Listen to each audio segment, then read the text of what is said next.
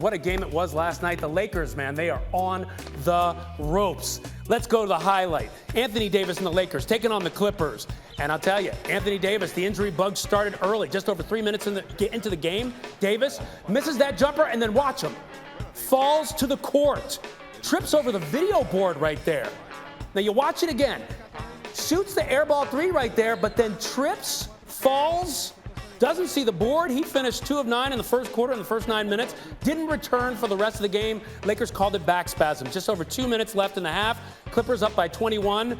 Paul George nailing it right there for the corner three. Ballmer fired up. George had 24.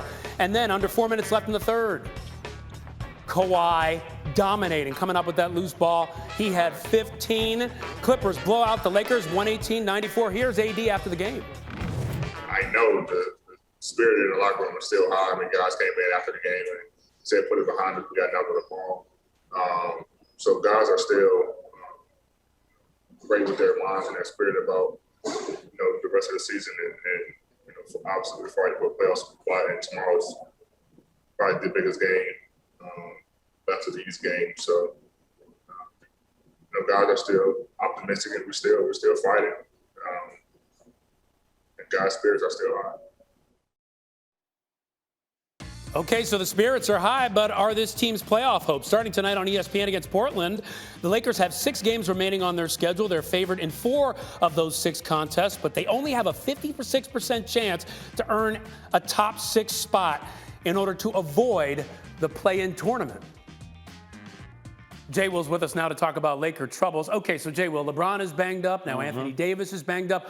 On a scale of 1 to 10, in terms of really contending to win the championship, are you worried about the Lakers? 10. Whew. It's 10. And that's the reality of where we are. Truncated season. People thought LeBron James was going to load manage. Hasn't load managed. Now dealing with the high ankle sprain. That doesn't go away, man.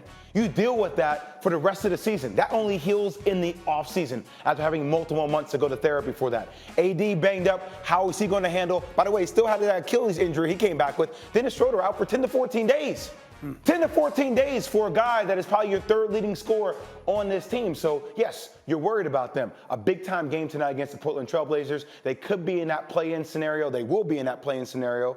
And in your first round, you're telling me you have to go against the Utah Jazz or the Phoenix Suns? I know those teams don't want to see the Lakers, but those teams at full health going against the injury-prone Lakers, they're going to smell blood in the water, and they're going to have home court advantage. Now, if I told you both LeBron and AD would be close to 100%, what would that mean come playoff time? Would they still be your favorite to come out of the West?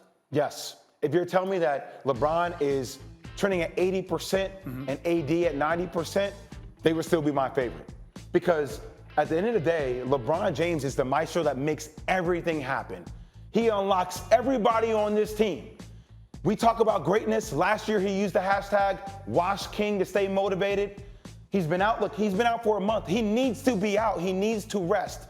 But him coming back on an ankle sprain, high ankle sprain, if he's able to go through the Western Conference and then say he meets the Brooklyn Nets in the World Championship, if he were to go through the Western Conference, then Kevin Durant, James Harden, Kyrie Irving, like that catapults him into a different conversation.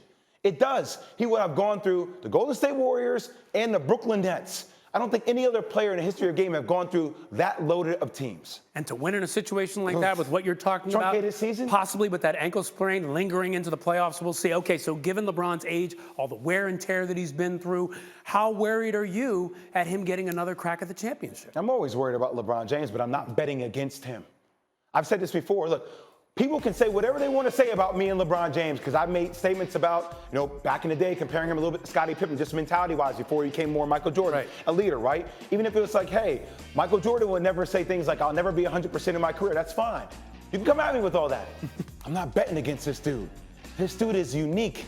He is one of one.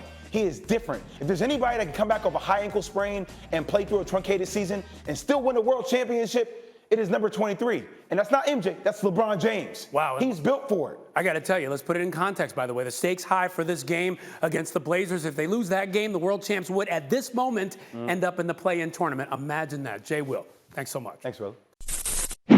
Thanks for watching ESPN on YouTube. For live streaming sports and premium content, subscribe to ESPN Plus right now.